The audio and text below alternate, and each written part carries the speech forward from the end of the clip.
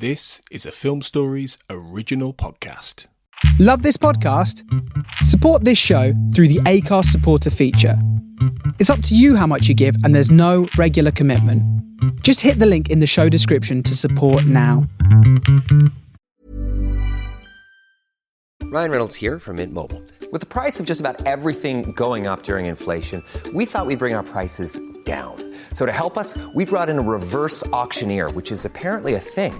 Mint Mobile Unlimited Premium Wireless. How to get 30, 30, how to get 30, how to get 20, 20, 20, how to get 20, 20, how to get 15, 15, 15, 15, just $15 a month? Sold! Give it a try at mintmobile.com/switch. $45 upfront payment equivalent to $15 per month. New customers on first 3-month plan only. Taxes and fees extra. Speed slower above 40 gigabytes. See detail. It took a lifetime to find the person you want to marry. Finding the perfect engagement ring is a lot easier. At BlueNile.com, you can find or design the ring you've always dreamed of with help from Blue Nile's jewelry experts who are on hand 24/7 to answer questions. And the ease and convenience of shopping online. For a limited time, get $50 off your purchase of $500 or more with code LISTEN at BlueNile.com. That's $50 off with code LISTEN at BlueNile.com. Cue the fireplace and your favorite fall movie. There's nothing better than a cozy evening at home with a glass of First Leaf wine. First Leaf is a personalized wine club that delivers right to your door. Sounds magical, right? They get to know your favorite tasting notes, which varietals you enjoy, and whether you prefer sweet or dry wines. So in every shipment, you get bottles tailored to your unique palate. Go to tryfirstleaf.com/fall to get your first 6 wines for just $44.95 with free shipping. We went in his car with his family to this very violent fighting tournament. I mean, it looked like people were getting genuinely knocked out, but he came on at the beginning and they played Prodigy's Firestarter when Chuck Norris came out, and it was just the most surreal thing. I was like, what is going on here? But he was very nice. He was very kind of the anti-Seagal, really, where he's not really mythologizing himself. He's been quite humble.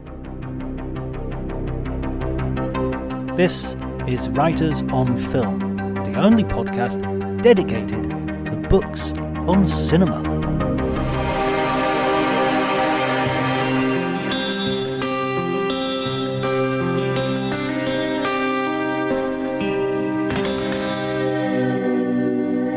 Hello everybody and welcome to Writers on Film. My name is John Bleasdale. I'm a writer and film critic, and today I'm going to be talking to Nick de Semlyen. He is the author of Wild and Crazy Guys, and his latest book is The Last Action Heroes, which is a take on the 1980s phenomenon of the action movie superstar such as Arnold Schwarzenegger and Sylvester Stallone, among a cast of many others. Nick is the editor of Empire magazine, and he has written for publications such as Rolling Stone and Time Out. The conversation is brilliant and features much Steven Seagal chat, as you are about to learn. If you enjoy the episode, please remember to subscribe if you don't already. Leaving a review is very useful. If you have a podcast yourself and you want me to come on and talk about films, I'm more than happy to. I'd love to spread the love around a little bit. Also, our sister podcast, Cinema Italia, is restarting, or has already restarted, so please go over and give that a listen. It's an English language podcast celebrating a love of Italian cinema from Cabiria to the present day. So Cabiria to Sorrentino, if you like. There's also a podcast called Connery, which is a little bit different, but if you want to hunt it out, it's available on all podcast platforms. It's read by Kai Ross and written by me, and it is a speculative novel about a young man who takes Sean Connery a little bit too seriously and is entirely, to every detail, autobiographical. There's not a single detail there that isn't based on something that has happened to me in my life. If you listen to the first few episodes, you will understand how frightening that might be. But before you do any of that, please enjoy the conversation.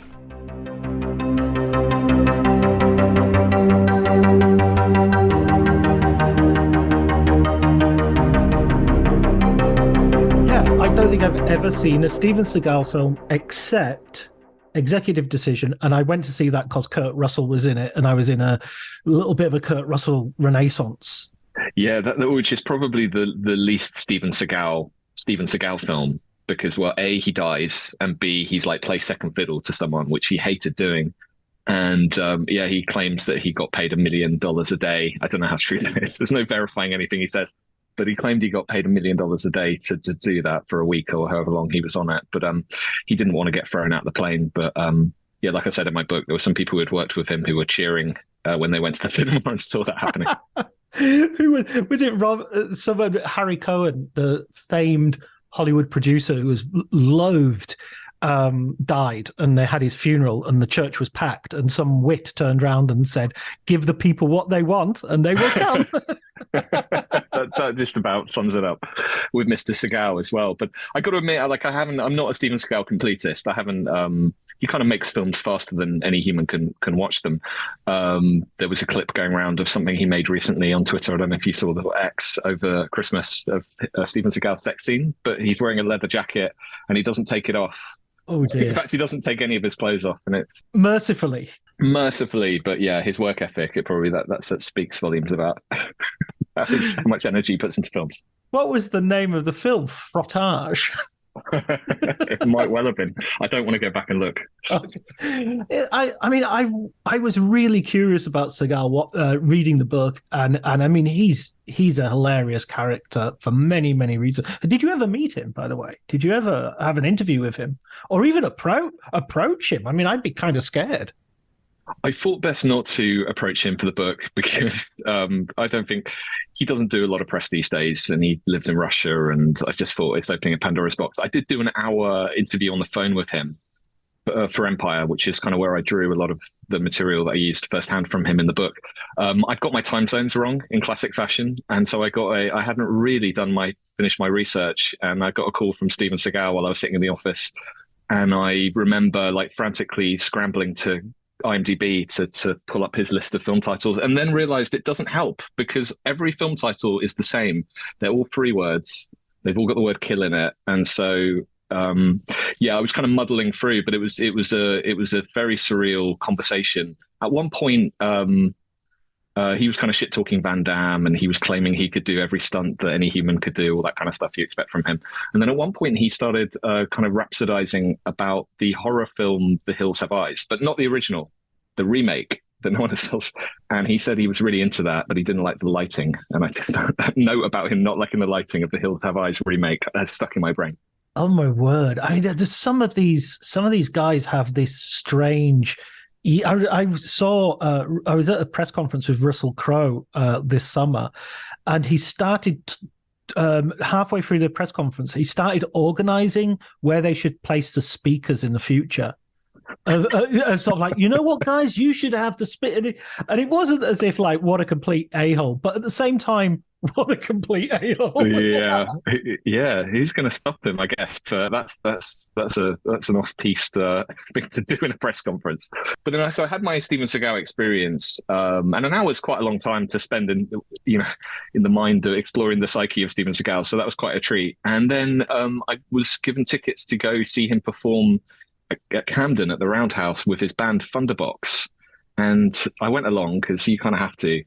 And he was there in a purple muumuu, essentially a large purple dress, singing Wild Thing, and it was very peculiar, the whole thing. But yeah, that was my Steven Seagal experience. But who was there? I mean, who would go and see Steven Seagal in a muumuu voluntarily? I mean, apart from you. I mean, it might have just been him and his large entourage filling the entire building. I don't know, but there were people. I think there was a lot of ironic undertones to the attending people, but there was a lot of screaming, and it was pretty fantastic. It was quite a memorable night. I mean, did you ever get to the? And I promise we are going to talk about other people, but I was just so fascinated by this. Let's just talk about Steven Seagal's musical career. Didn't we do the same thing with Bruce Willis last? We did actually. There's a theme developing here, and we can repeat the Bruce Willis conversation as well. Obviously, the one thing I was really curious about was obviously there is a large amount of, to be kind, self-aggrandizing, mythologizing that goes on with him, talking about his missions in the CIA and stuff. But is there a has anybody actually ever just done a straightforward biography and just said, look, this guy, this is what this guy actually did. He was in Japan at this point, but he didn't do that, and he did do this. Has anybody sifted through the bullshit, so to speak? I think it's very difficult to, honestly, at this point. There is so much bullshit that it's like trying to, scoop up the Atlantic with, an egg cup, and there's too much of it, and there's too many lies. And, I went back to all the articles when he was breaking through. He had a very dramatic breakthrough. Unlike anyone else in this book, it was like his first film that turned him into an A-list movie star. And he didn't have to do, what Schwarzenegger and Stallone did, all those years in the mines of doing bit parts and working up to Warner Brothers just put him in a film. And so there were lots of profiles of him, at that time at the end of the 80s. And who is this guy? And this is LA Times piece. Everyone is trying to sift through it. But even then, no one is able to get to the facts. And so, I kind of enjoyed that about writing about him, is you're writing about someone who is like a movie character. He's like a ridiculous B-movie character, but he's real somehow. So that was like, I kind of enjoyed it every time he came back into the story. It kind of gave the book a bit of an energy boost. But no, I tried to sift through some of the mythology, and one of the most famous stories about him is that the legend of him getting into a fight with this stunt guy on the set of one of his early films, and the rumor goes that he was choked out and he shat himself and woke up. Polish underpants. Yeah, Polish underwear. And apparently, as one version of the story goes, he passed out and then woke up and then got choked out again. And so he's very angry about this being repeated. Like, quite recently, he's gone on a rant about hating, being furious about it. So I tried to get to the bottom of it, and I spoke to two people who were kind of there, and one of them said it happened, and one of them said it didn't happen. So it's anyone's guess. But I kind of like the Rashomoness of everything involving Steven Seagal. Yeah, I guess you live by the bullshit, you die by the bullshit. Yeah, I think that's the tagline for Hard to Kill. Okay, so let's go back to the beginning, if you like, of this it so complements your earlier book in the sense that it's like a biography of a genre and a sort of a historical moment in film, and you're looking at a time period and a genre which is kind of neglected as well. 80s comedy, it hasn't had the amount of attention that you gave it in your first book. And likewise with the action movies, the Last Action Stars, is that the correct title? Last Action Heroes. Last Action Heroes, sorry, of course, from the film. Again, these are films which are largely sort of disregarded or snubbed or whatever. You're not necessarily arguing you should really, these films need reappraising in any way, but the stories behind the people are just fascinating, and none more fascinating, I think, Arnold Schwarzenegger, which is kind of where it all begins, right? Yeah, Schwarzenegger and Stallone were the two kind of the early ones, and then the others all kind of jumped in their wake, and probably wouldn't have happened had it not been for those two. Schwarzenegger is unbelievable. I think I mentioned in the book, there was one point in like the early 90s where he started talking about himself in the third person interview, because even he had kind of lost track of who he was. He was like more than a human, and I think that's what kind of appealed to me about these guys, writing about them. And you're right, like their filmographies, it's not like we're not talking about Orson Welles here. There is a lot of absolute dreck, and I had to wade through all of it because I was being quite assiduous in like following, like watching everything they'd done as much as I could. And there was a lot of terrible stuff, but there was something about their personalities and the cult and the way people treated them and how famous they got, like how famous Arnold got. I don't think there's anyone, not even Tom Cruise, was quite at that level where you can't believe this is a real human being. And, his car parking space in Hollywood at his agency was like a giant slab of terrazzo marble where people would leave roses. And it was just wild. So like everything involving him. And then he just got bigger and bigger and bigger to the point where you thought this guy cannot get any bigger. And then he did. And that's kind of why it was fun to write about him in counterpoint to Stallone, because Arnold does not fail until the very end of the book, whereas Stallone is failing all the time, and he's this tortured artist, whereas Arnold has none of that. He doesn't read books. He's just there to make money, and did it really well. But it's a really interesting dynamic between those two, because they're kind of both big muscle men, but also polar opposites in a weird way. Yeah, I mean, I think the first film that Arnold sort of hits people, breaks through, is the documentary Pumping Iron. And I only really watched this recently, and I was absolutely sort of shocked by how amazing he is in that. How I mean, it's not well. There are bits of it that are a little bit fictional. To be fair, it's not there's a few editing tricks and a few scenes which are a little bit set up, but his personality comes through as this uber confident, uber mosh, a guy who's just, I mean, he's taking the world by storm. Yeah, and the one-liners are there in Pumping Iron, like before I'll be back, and anything from Conan. It was like, pumping is like coming, I love to come, and milk is for babies, you got to drink beer. And like all of these one-liners just coming out of him. And then you've got him just, smoking weed and psyching out people as well, which you get like all the way through his career with Stallone. He has this really mischievous side to him. This big, like burly guy, but he's like this little impish guy at the same time. He's like playing tricks on his enemies. And you see that in Pumping Iron, where he's just like, psyching people out. It's Lou Ferrigno, the Incredible Hulk actor, is his sort of like the up and coming young guy. And he comes down to breakfast with him and his mum and dad, and he's like, and he's joking with them, even though it's just like, I'll beat you tomorrow, don't you worry about it. Yeah, he's just messing with everyone. And there are stories from all through his career, from Predator, with like he would loosen the bolts on the bottom of someone's trailer, so when they'd go in their trailer the whole thing would like fall over, to like messing with, like, I can't remember who it was, but there was like some big guy that he was working with. He would mess with their he would get the costume lady to like tighten the thing or loosen it so they would feel like they're losing muscle. And I don't know, there was some way he was tricking them into thinking that they were losing muscle definition. It's like quite like nefarious bits of mischief he was doing. But yeah, like right away, you're right, like Pumping Iron is the start of all that, for sure. And then when he goes into movies, there's always this sort of like, how do we get around the fact that he has this very broad German accent, and how do we, he's obviously verbally not very...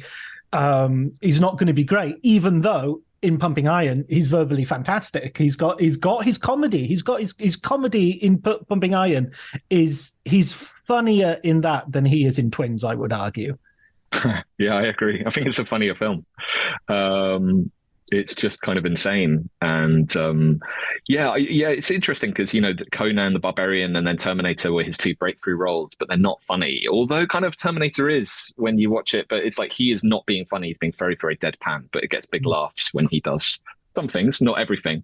So I guess there's a bit of that personality shining through. But yeah, he's kind of effortlessly funny in a way, again, with Sly, who was really funny in real life, actually. And one of the joys of writing this book was reading every interview Sly did, or watching every interview he did for like a few decades. And he is such a funny guy, so clever, and has a great turn of phrase. But yeah, whenever Sly tried to do a comedy, it flopped. Whereas Arnold, there was something about it just made people laugh. And I think it was because he's not trying. It's so obvious he's not trying. He's just, it's like effortless.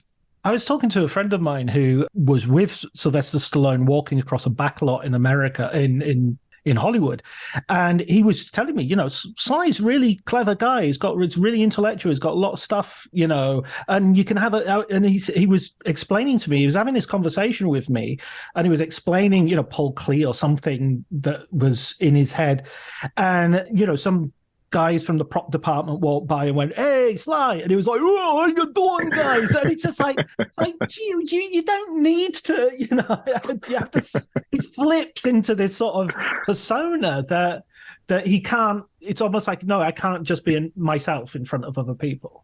Yeah, there's that weird inner conflict because he hated it. Like when Rocky came out and was huge, everyone started calling, "Hey, Rocky!"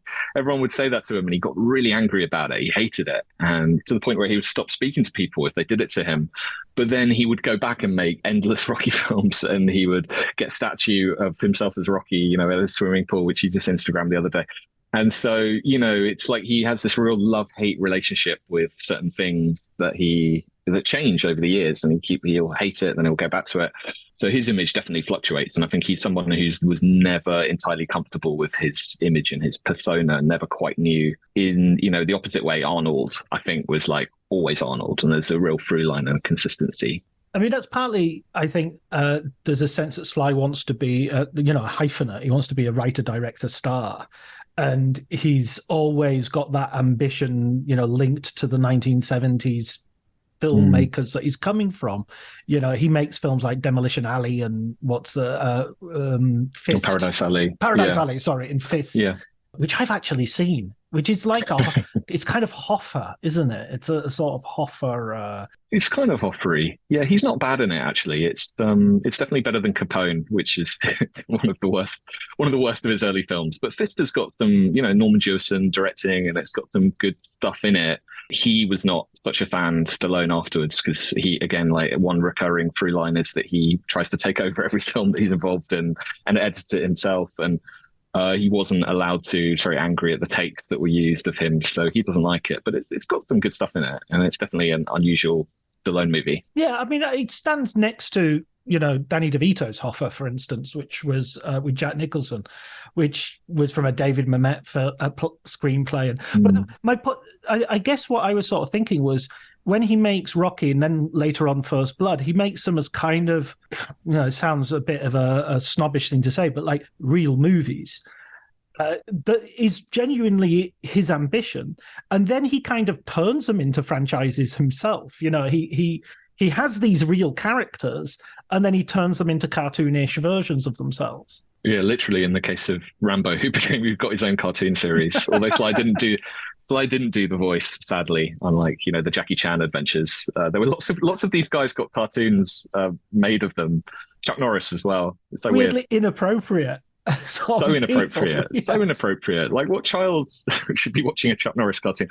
But yeah, you're right. I mean, over the summer I got to kind of host a screening of First Blood Part 2, the second Rambo film, and I watched the first one and that one kind of back to back to kind of prep for it, and it is just whiplash. It's like 180 degrees. It couldn't be more different. And the first one feels like a 70s movie, like you said. It feels like a real authentic movie. It's got great dialogue. It's got really interesting character, although Tarantino's not a fan. I can't remember who he said he would have cast instead of Stallone, but yeah, he's not a fan of the first Rambo film, which is interesting. But I think it's widely accepted, other than that it's a far superior film to the second one, which is just pure cartoon. Tarantino's been wrong about things. I mean, we can...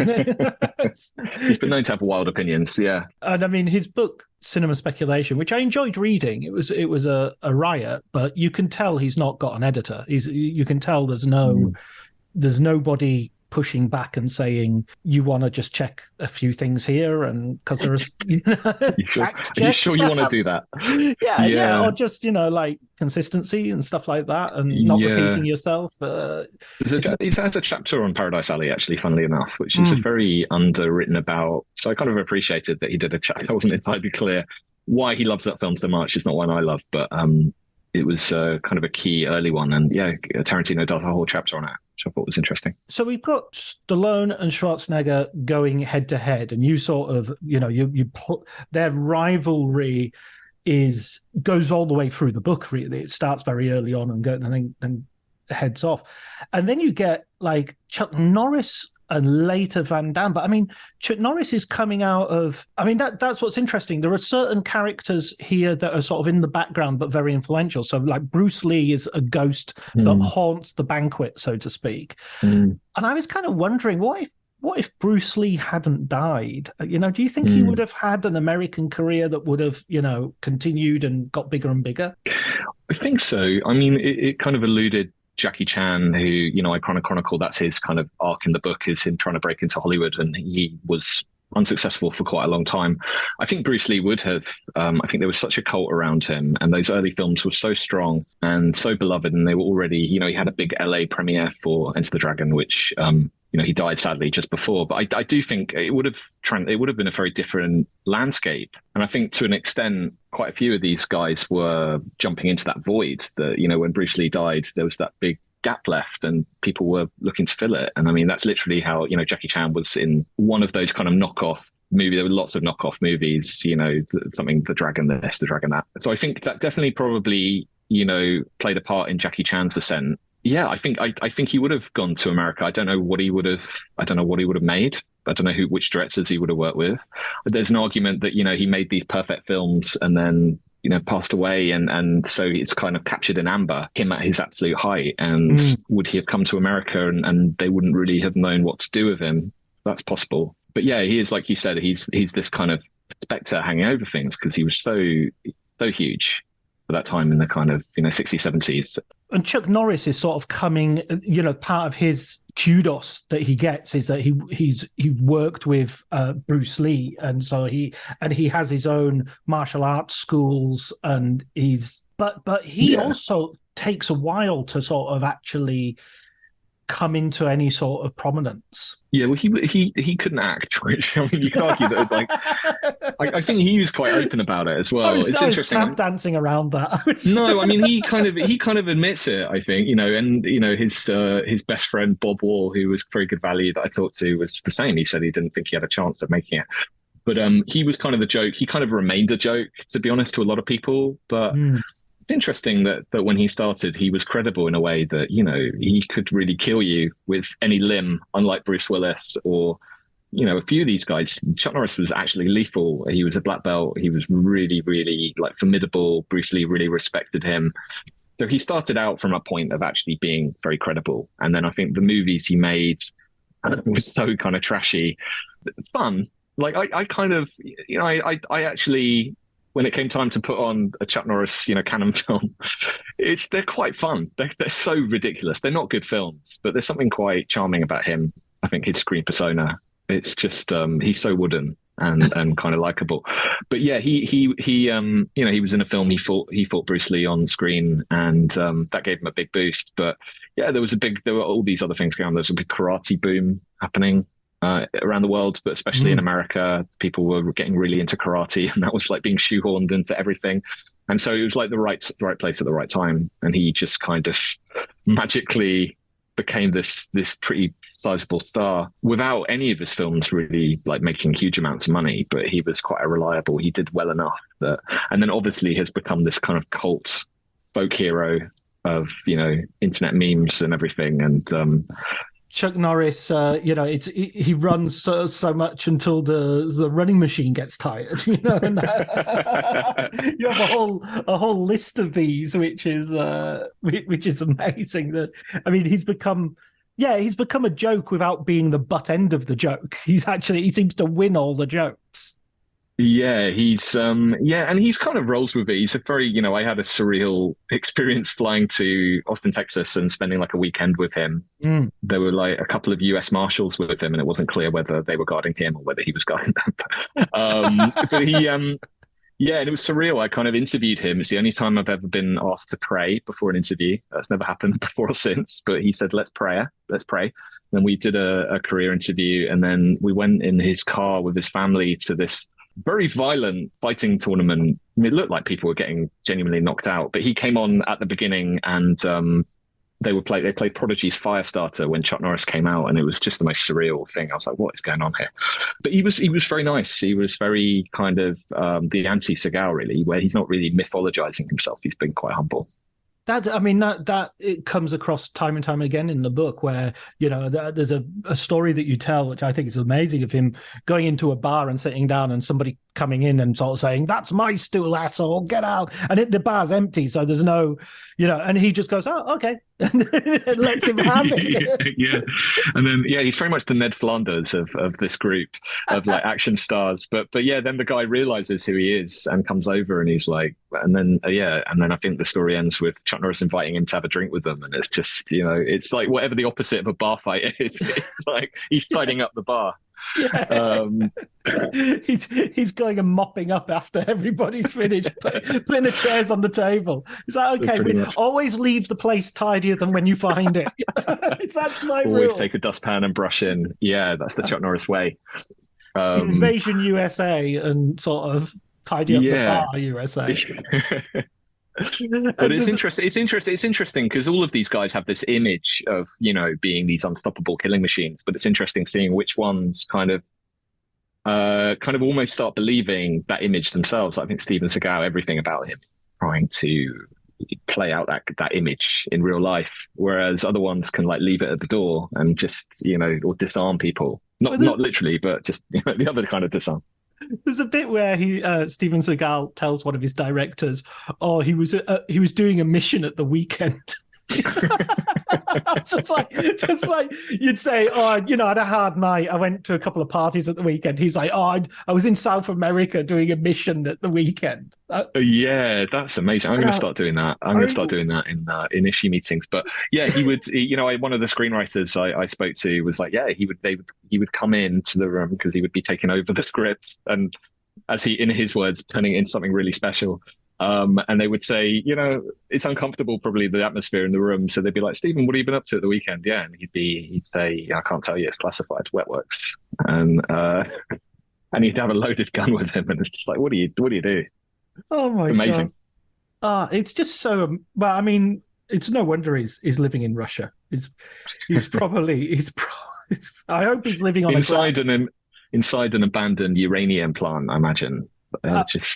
Yeah, absolutely. I mean, no, sorry. I'm going to go back to Steven Seagal land, and I don't want to go there anymore. Let's not go there. My fault. Let's talk about another character who I think, in some ways, is sort of like another of those sort of Chuck Norris sort of characters, where he's not really as tough as his screen persona suggests, which is Jean-Claude Van Damme, who is kind of, again, you use that phrase, disarming. He's sort of so funny and honest and straightforward. And he's, when he talks about having a mini affair with Kylie Minogue, he's also very, very, very, very funny. I'm assuming there's a double meaning there. Yeah, he said that to me actually when I interviewed him again for Empire Light. We did this hour. It was the same month actually. I did an hour with Lundgren, an hour with Seagal, an hour with Van Damme, and then I did the Chuck Norris thing in short succession. So that was quite a beefy kind of month. But yeah, I like an hour with Van Damme is just delightful but confusing. You need to have a lie down afterwards because. But yeah, the Kylie Minogue thing he just casually said, and I didn't realize that was like a big news thing, but it kind of blew up into like a big thing online, and I think Carly even made a statement. But he just casually, he's so honest, like he will say anything that's on his mind. There is literally no diplomacy. There's something I love, a detail I love is that he was criticizing Bloodsport while he was promoting Bloodsport. He was saying, oh yeah, you say we could have made a much better film for that money, and the lighting's not good at all. But he there's something and you're right, like what is his kind of lethal skill? It's really just doing the splits and doing high kicks. And in the real world, that's probably not how you would kind of handle yourself in a fight. That probably wouldn't work out that well for you. If you're doing the splits in a car park, you're probably like... Having sexy buns, that's his other superpower. Well, yeah, he does the splits, then he sort of bears his bottom and wiggles. But, he's... he was just so sort of charming and different to anyone else. So I think I'm a big fan of his kind of early Hollywood films, Hard Target and Time Cop. I mean, Time Cop, what a title! Yeah, Sudden Death, where he's in an ice rink. It's Die Hard in an ice rink, and everything about what he does is just a bit naff. Like there's nothing cool. Like Die Hard is just cool, but then you sort of take it 20 degrees, and it's him with a mullet doing the splits in an ice rink or whatever, I've amalgamated some of his films, but there's a certain sort of naffness to him, but it's quite delightful, and I've got quite a lot of time for him. It's like Die Hard, but in an IKEA. Explaining football to the friend who's just there for the nachos? Hard. Tailgating from home like a pro with snacks and drinks everyone will love? An easy win. And with Instacart helping deliver the snack time MVPs to your door, you're ready for the game in as fast as 30 minutes. So you never miss a play or lose your seat on the couch or have to go head-to-head for the last chicken wing. Shop Game Day Faves on Instacart and enjoy $0 delivery fees on your first 3 grocery orders. Offer valid for a limited time. Other fees and terms apply. My dad works in B2B marketing. He came by my school for career day and said he was a big ROAS man. Then he told everyone how much he loved calculating his return on ad spend. My friends still laugh at me to this day.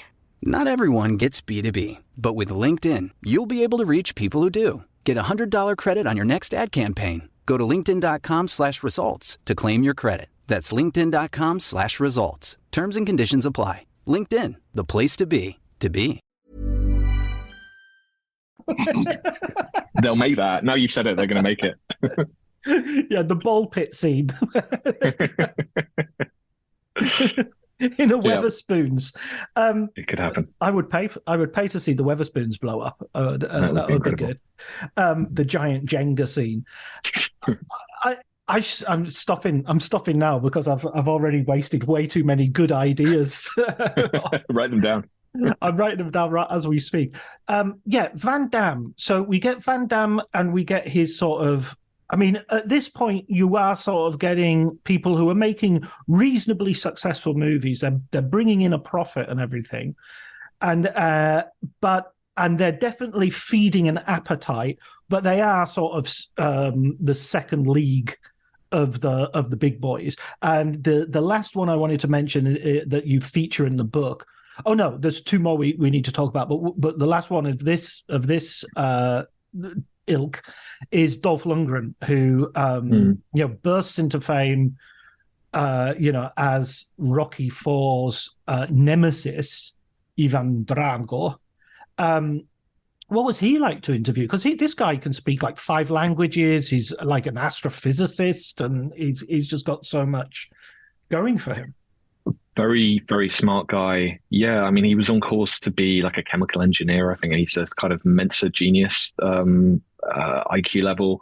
I've interviewed him a few times. He's just completely delightful, completely normal. I got to say, out of this group, probably like the most well-adjusted in terms of you can just have a normal conversation. Like, you can't really have that with any of the others, but that's fine. That's kind of not what you want. But Dolph is, and very kind of philosophical. And I kind of wanted to include him in the book because you wanted to show a whole ecosystem of people. And it doesn't always work. Like, he became instantly famous from doing Rocky IV. Like, he goes into the premiere and he's not famous, and he comes out and he is famous, and his whole life changed.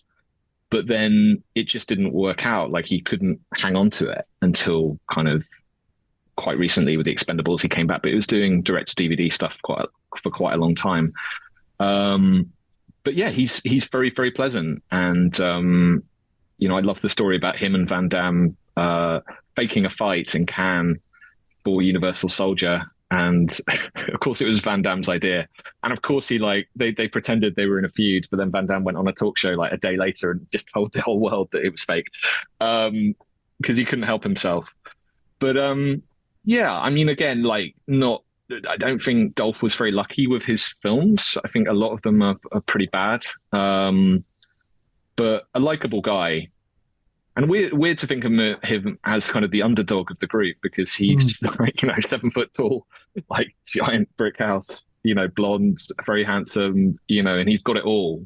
But it's interesting why, Van Damme was bigger than him, for instance. Van Damme's a bit smaller, shorter, doesn't have the bulk. So why does one become an action hero and one does, but then falters? It's kind of interesting. Well, that brings us on to sort of a figure who seems to be a transitional figure, which is Bruce Willis, who is not the huge, you say right at the get-go, he doesn't want to do Die Hard. He's a comedy actor. He's known for his smirks rather than his biceps. He's not going to spend much time in the gym bulking up. And people, people think it's not going to work. The studio don't think it's going to work.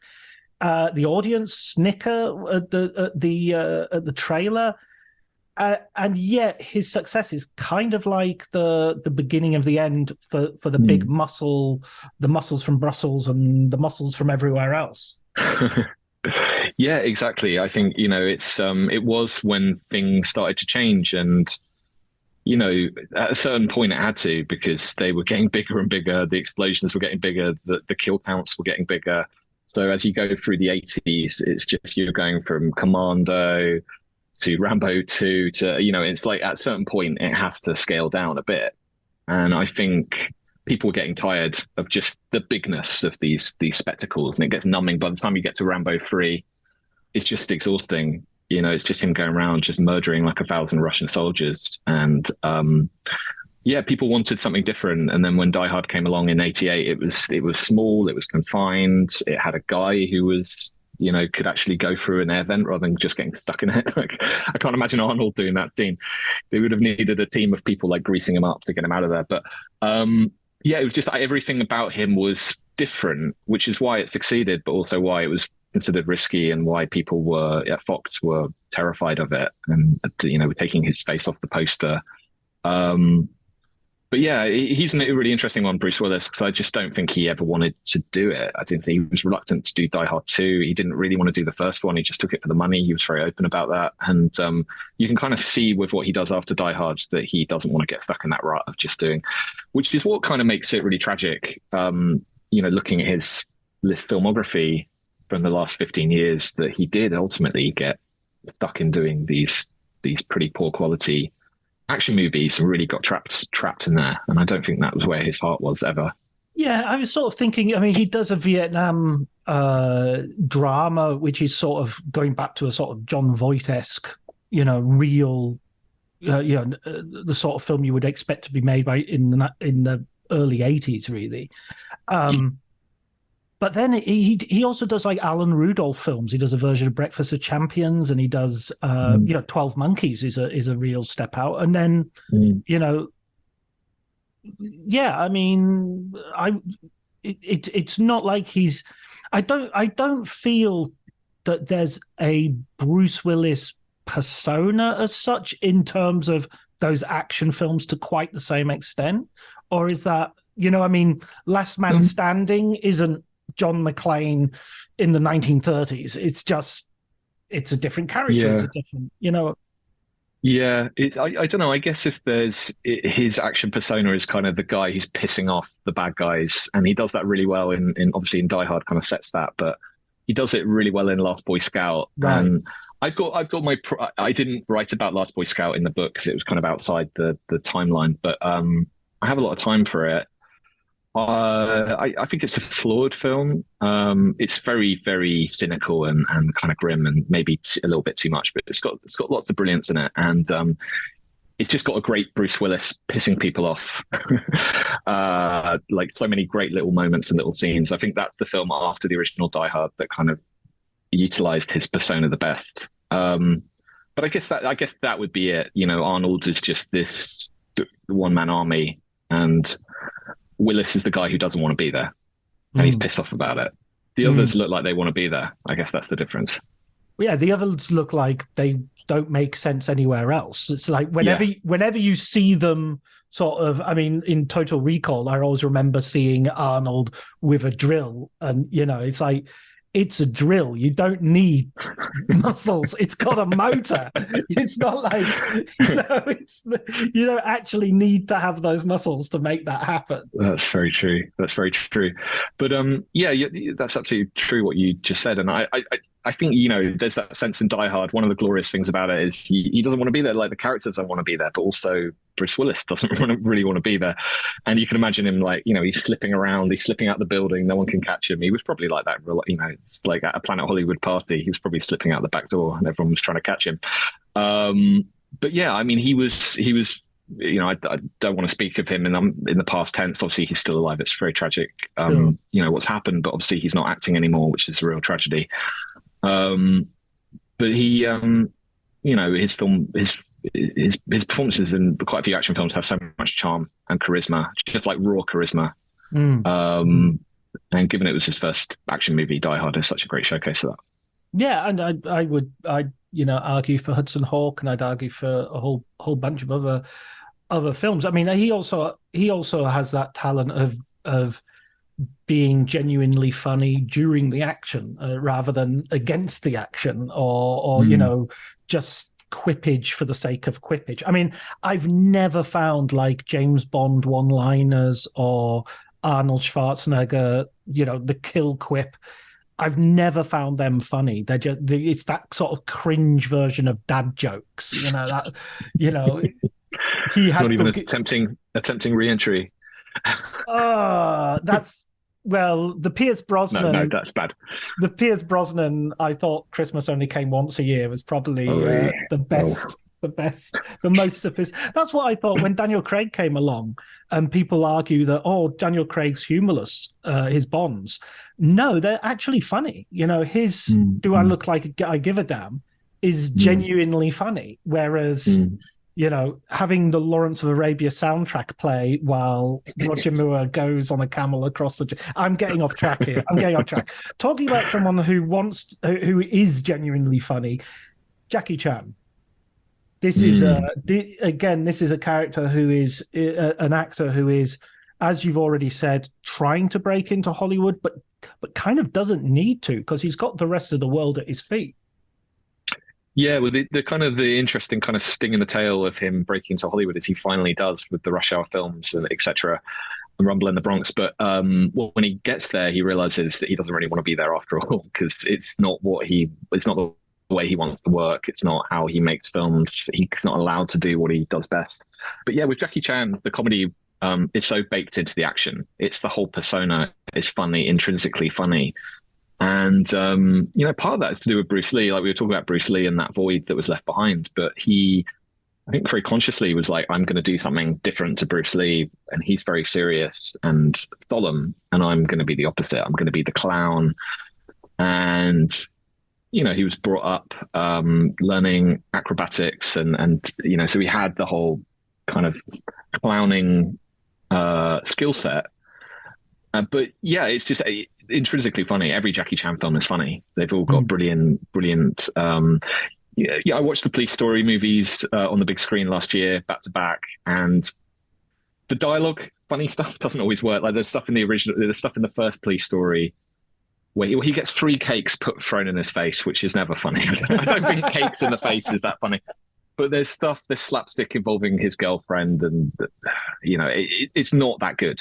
But it's the fighting that is just the little gags that he'll do, and using unusual things, and it's just brilliant slapstick. It's just Harold Lloyd, Buster Keaton. It's all that brilliant stuff. Yeah, there are certain sort of. I'm not sure if it's due to cultural differences, but sort of girls getting hurt. It seems to be something that there's more tolerance of, and it's considered funnier than maybe where that and cake violence. Those two things maybe don't travel quite so well. Well, maybe you go back to Buster Keaton or Laurel and Hardy have a lot of women getting hurt and a lot of cakes being thrown around. Yeah, lots of pies, exactly. I was interested as well in how the state of action, that we keep using this phrase action cinema, action hero, and it's kind of interesting to sort of look at this in a way as how does that develop through this period that you're looking at. I'm thinking of like when you start having something like The Matrix come in and completely reinvent what we're expecting to see in a fight scene. Or Crouching Tiger, always coming from the East. And suddenly you've got this, going to Casino Royale and that initial chase where you have, what's the name of the Parisian sort of running, jumping martial art dance? The parkour guy, yeah. But the 80s, the action feels much more. It's sort of, there's something stolid about it. There's something. Do you see any change happening during this period? Well, it's I think it's the one man. You see, and I kind of start the book with Rocky, which is a very tenuous link to the one man army movies. But I kind of saw that as the start of Rocky doesn't have a gun, but he's kind of started that wave, because then you get Rambo, then you get all of Arnold's guys, and you get everyone who follows on. So these one-man army movies, you got a lot of them were kind of war films coming out of the 70s, because I think Vietnam was still hanging people's heads. So, things like the Rambo movies, obviously, but then Commando and all the Chuck Norris, missing in action movies were all like war films, but with an action hit with one hero.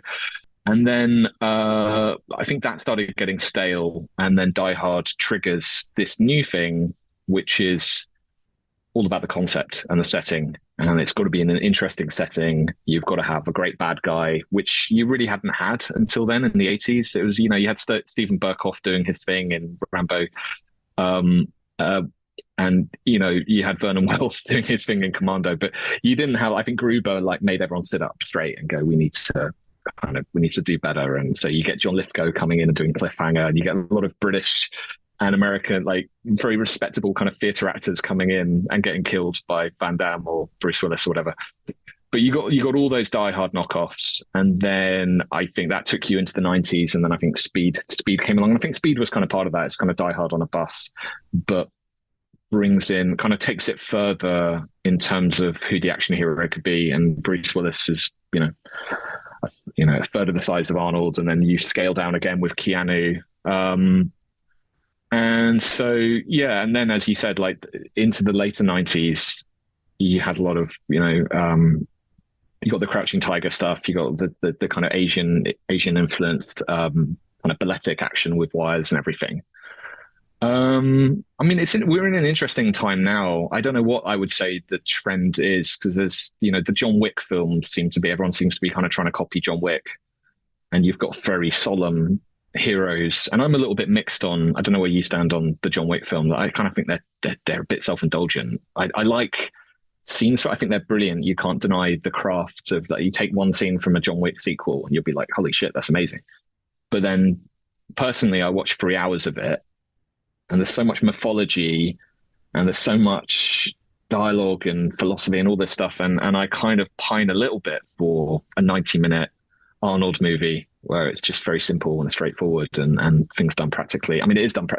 The John Wick films are pretty much done practically, but I don't know where you stand on that stuff. Yeah, I mean, I think the first one was kind of fun and original, and it had its tongue firmly planted in its cheek. I think as it goes on, it becomes more and more, as you say, it becomes laden with this self-importance, and I think it's the problem of the universe. No one's making movies anymore. They're creating cinematic universes. And ultimately, that's like saying, John Ford made Westerns. He made stories. He didn't make a John Ford universe. There wasn't, he even shot them all in, shot a number of them in Monument Valley in the same place. But there was no sense that he was building up some mythology about it. It was just, these are the stories, and any mythology there goes against the wider cultural mythology.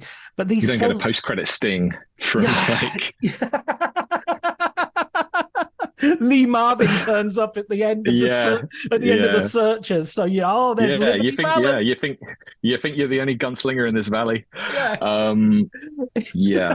agree, because there's even that John Wick TV show now. So it's getting so kind of convoluted, and you can't just go and watch a fun action movie. It's you've got to remember what happened in 3 movies and the 4 movies in the TV show now, and it's a lot of homework you have to do. I think it's like they've decided that movies are like the pig. You can use everything but the oink. So they're expanding. So they get one interesting property and they say, okay, we'll do this, this, and this, and 2 TV shows and a movie, and a trilogy, and in the end, it's just but the concept itself isn't big enough for those things. It's just you've thinned it all out, and what was interesting is gone. I mean, ultimately, I think it would be better to work harder on coming up with new ideas and letting some of them fail.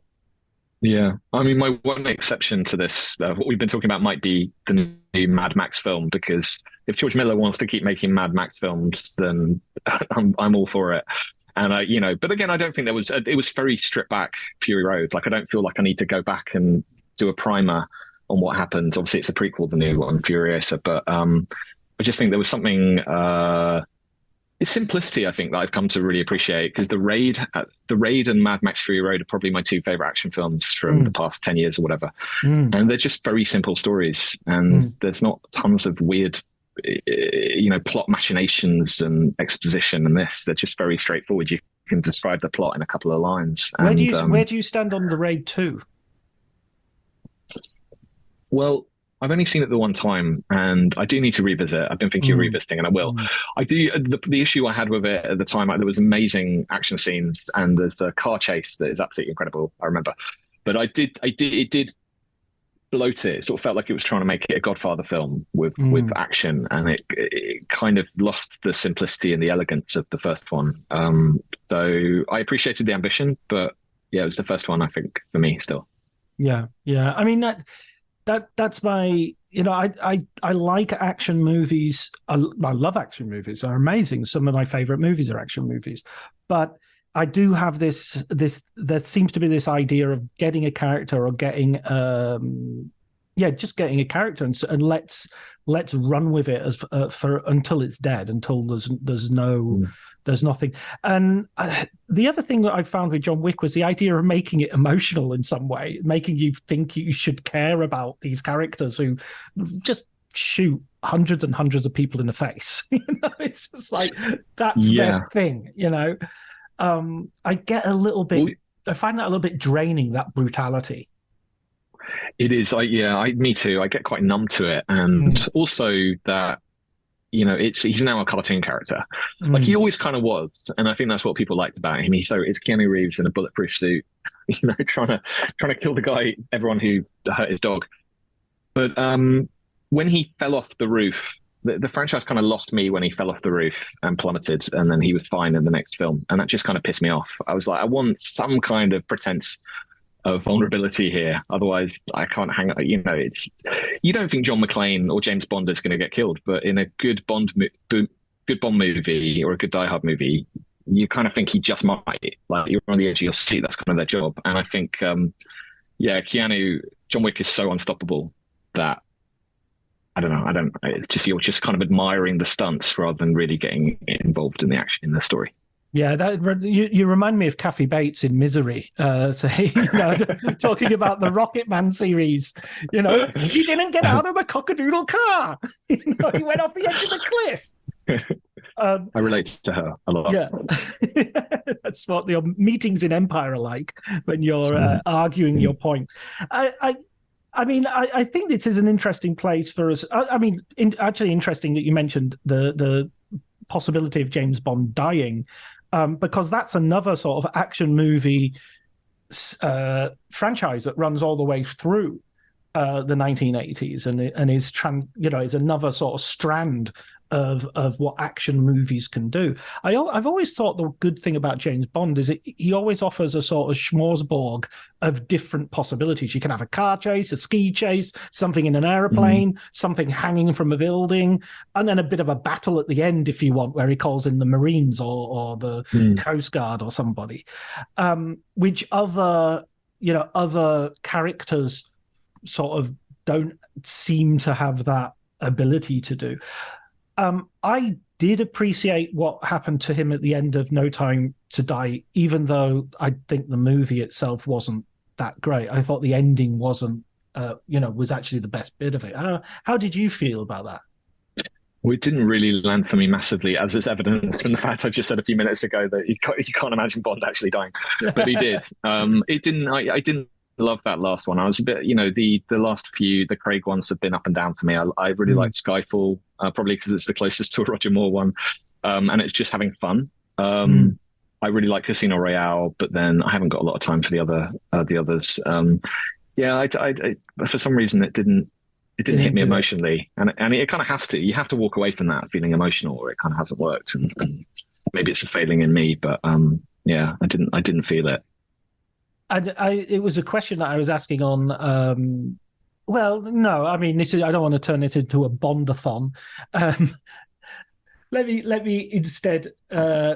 What is the future for action movies? Do you feel going forward after the now that we're at a point where it seems like superhero movies, which kind of have taken over from action movies as where we're getting our action from, are beginning to be on the wane? Yeah, we're in a very strange time where superhero movies, even a year ago, we wouldn't have been having this conversation, but superhero movies as an entity is starting to buckle and shake, and even Marvel, who are, the gold standard, are kind of faltering and their films are flopping and they're having a hard time. There's a lot of oversaturation, obviously. I think there's a real appetite for going back to basics and practical stuff as far as possible. I think The Raid and Fury Road are kind of beloved films because in different ways they're doing stuff for real. They're out in the desert, or they're doing real machete fights in a real tower block. I think filmed where life is cheap. Well, yeah, it's not. Yeah, and Tom Cruise is flying the flag for all that. The one man army that is Tom Cruise, and who knows what he's doing right now, shooting the new Mission Impossible, but apparently it's bananas.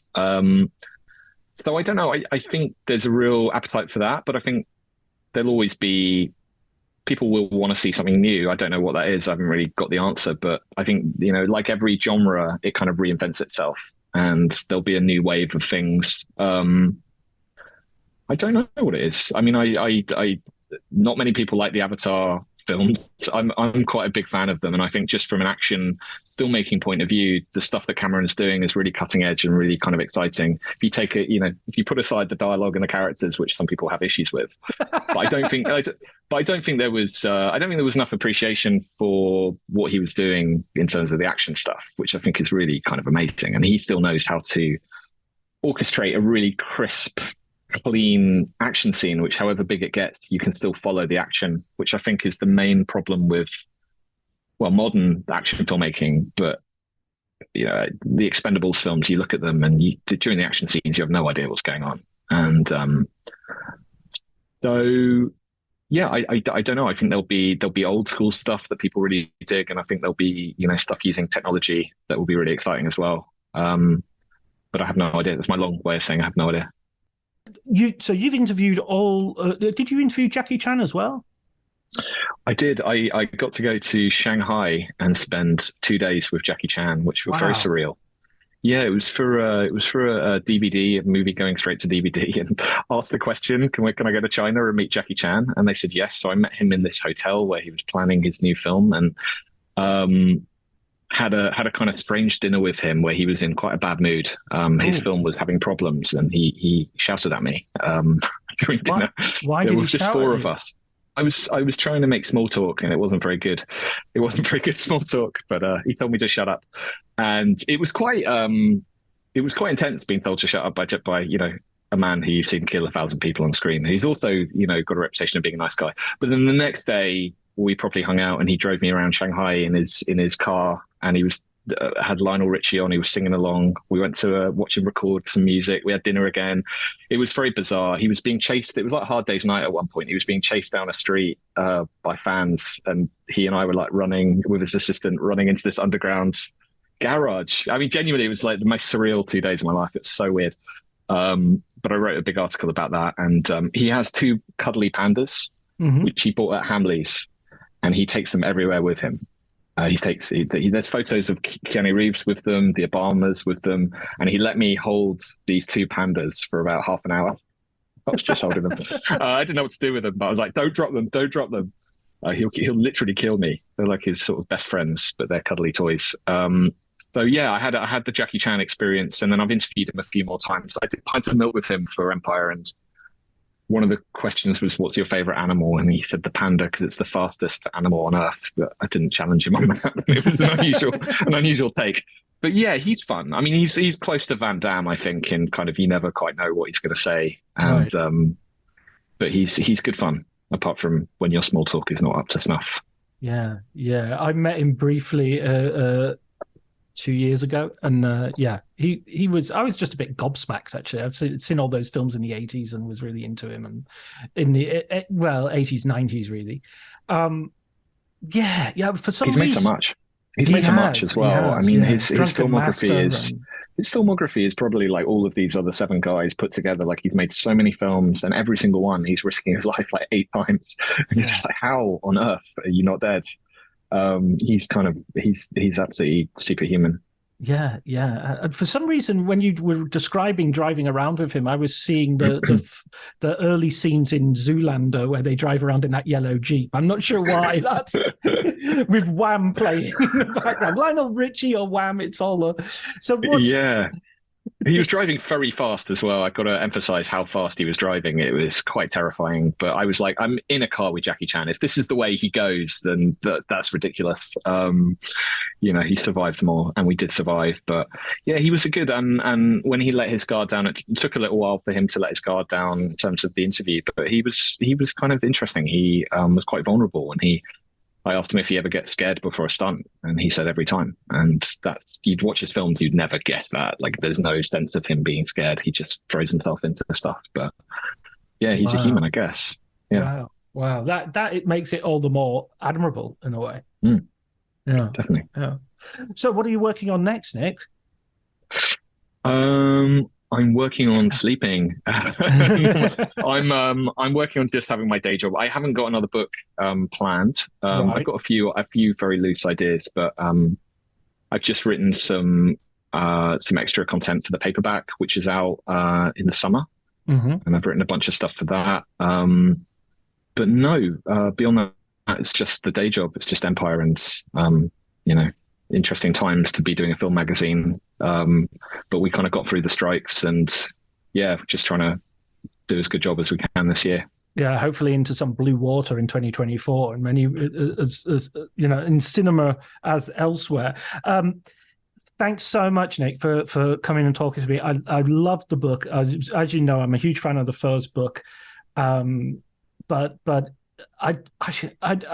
it's weird. I think this book is actually funnier than the book about the comedians. That's not to say that the book about the comedians needs to be necessarily funny. It has it's fascinating in its own way. But this was full of so many stories where I was crying with laughter at times. Well, they're kind of accidentally funny, these guys. They're not trying to be, which kind of makes it. Yeah. But thank you very, very much.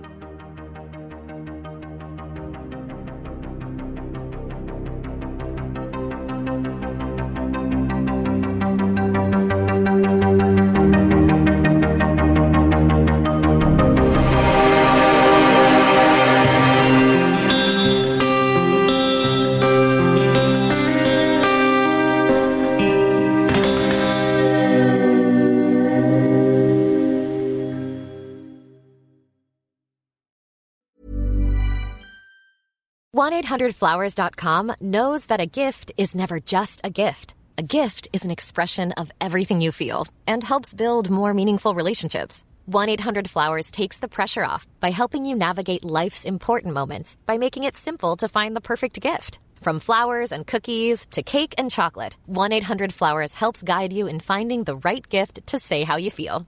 To learn more, visit 1-800-Flowers.com/ACAST. That's 1-800-Flowers.com/ACAST.